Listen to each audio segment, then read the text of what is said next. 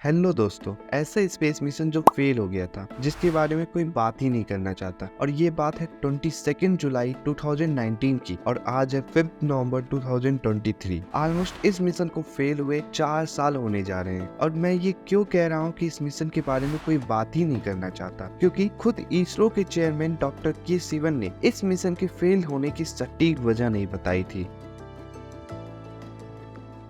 क्या हम इस मिशन को एक फेल नजरिए से ना देखकर एक सीख के नजरिए से देखें, तो फिर हमें ये पता चलेगा कि हमें इस मिशन से कितनी चीजें सीखने को मिली हैं। और आज इसी सीख की वजह से चंद्रयान 3 मिशन सक्सेसफुली कंप्लीट हो पाया है। तो दोस्तों, इस मिशन की शुरुआत कहाँ से हुई? रशियन स्पेस एजेंसी रॉसकॉस्मोस का इस मिशन में क्या रोल था? क्या इसका ऑब्जेक्टिव चांद पर presence of water ice investigate करना था? आइए देखते हैं। बात है 22 जुलाई 2008 की, जब चंद्रयान 1 मिशन सक्सेसफुली कंप्लीट हो गया था। दरअसल उस समय तक जो भी मिशन किए गए थे, जैसे कि नासा का LRO हो गया या फिर इसरो का चंद्रयान 1 हो गया, ये सारे मिशन ऑर्बिटर मिशन थे जो मून के अराउंड इनका स्पेस का ऑर्बिट करता और ऑर्बिट करते करते ही ये एनालाइज करते थे कि मून का सरफेस कैसा है, मिनरल्स के बारे में रिसर्च करते और वहाँ पर वाटर मॉलिक्यूल्स यानी पानी मिलने के चांसेस है या नहीं है। पर हम वही चंद्रयान 2 की बात करें तो ये एक खास मिशन था, क्योंकि ये एक पहला ऐसा मिशन था जो एक्चुअली में मून के साउथ पोल सरफेस पर रोवर उतारता। दोस्तों, इसके 3 पार्ट्स थे, एक है ऑर्बिटर, एक है लैंडर और एक है रोवर। इसी वजह से इसे ट्रिपल डेकर मिशन भी कहते हैं। ऑर्बिटर, जैसे कि इसके नाम से ही पता चल रहा है, ये मून के अराउंड ऑर्बिट करेगा। बेसिकली इसका प्राइमरी गोल यही है कि ये लूनार सरफेस की 3D मैप्स को तैयार करे। लैंडर, जो स्पेस क्राफ्ट मून पे जाके लैंड करेगा, इसका नाम रखा गया है विक्रम। रोवर, इसका नाम रखा गया है प्रज्ञान, जो लैंडर से बाहर निकलेगा और मून की सरफेस को एक्सप्लोर करेगा। इस मिशन को 2008 में ही अप्रूव कर दिया गया था और 2009 तक एयरक्राफ्ट डिजाइन रेडी था। इस मिशन को पहले रशियन स्पेस एजेंसी रॉसकॉस्मोस के साथ मिलकर किया जाना था, जिसमें रशियन स्पेस एजेंसी लैंडर को डिजाइन करती और बाकी सारा काम इसरो करती। लेकिन रशियन स्पेस एजेंसी लैंडर को डिजाइन करने में इतने डिलेज किए कि पहले इसका डिले करके 2013 तक डेट पे 2015 तक डिले कर दी गई। और फिर जब रसिया बना ही नहीं पाई तो फिर इसरो ने डिसाइड किया कि लैंडर को भी वो खुद से ही डिजाइन करेंगे और पूरा का पूरा मिशन इसरो ने खुद से ही डिजाइन किया। और इस पूरे काम को करने में इसरो को ऑलमोस्ट 4 साल लगे।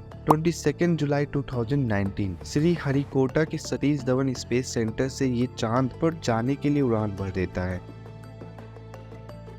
और 20 अगस्त 2019 ये मून के ऑर्बिट में पहुंचता है। लेकिन 6 सितंबर 2019 विक्रम लैंडर चांद पर सॉफ्ट लैंडिंग करने में असफल रहता है और इसकी जो वजह बताई गई वो थी सॉफ्टवेयर ग्लिच। अगर ये मिशन सफल हो जाता तो इस मिशन का प्राइमरी गोल ये था कि एयरक्राफ्ट को मून के साउथ पोल के सरफेस पर लैंड करना, वहाँ की सरफेस को एक्सप्लोर करना, 3D मैप्स क्रिएट करना, वहाँ की मिनरल्स को एनालाइज करना, वहाँ की जियोलॉजी और टोपोग्राफी को समझना और जो आइस प्रेजेंट है क्रेटर्स के आसपास, क्रेटर्स के अंदर, उसको एनालाइज करना और देखना वो कैसे मौजूद है। इन सभी चीजों की स्टडी करने से हम ये अनुमान कर पाते कि सोलर सिस्टम का ओरिजिन कैसे हुआ था और भी चीजें पता लगती उसके बारे में, और मून के फॉर्मेशन के बारे में, मून के एवोल्यूशन के बारे में कि millions of years ago moon कैसा था, कैसे एग्जिस्ट करता था, बाद में कैसे चेंजेस आए, ये सभी चीजें पता चलती, इससे सीखने को मिलता। सो दोस्तों, यहाँ पर हमारे वीडियो का डी एंड होता है। हम चंद्रयान 2 की जर्नी के बारे में तो जान लिए हैं, लेकिन अभी हमें इसके पूरे फेल प्रोसेस को जानना बाकी है, जो हम अपने नेक्स्ट वीडियो में देखेंगे। अगर आपको स्पेस ज्ञान की सीरीज की वीडियोस पसंद आ रही हैं, तो कमेंट जरूर करें।